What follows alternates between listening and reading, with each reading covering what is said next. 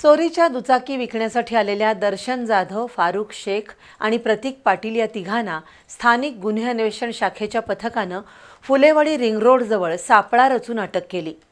या तिघा चोरट्यांकडून दुचाकी चोरीचे 9 गुन्हे उघडकीस आले।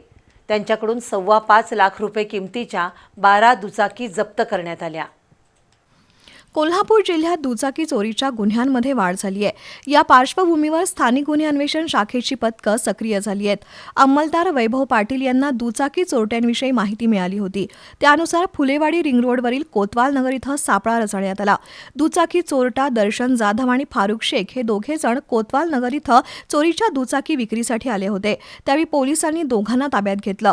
त्यांच्याकडील यामाहा आणि ॲक्सेस गाडीचे चेसिस नंबर तपासले असता ते जुना राजवाडा पोलीस ठाण्यात नोंद असलेल्या चोरीच्या तक्रारीशी जुळले। या दोघांकडे कसून चौकशी केल्यानंतर त्यांच्याकडून आणखी 10 दुचाकी चोरीची माहिती उघड झाली।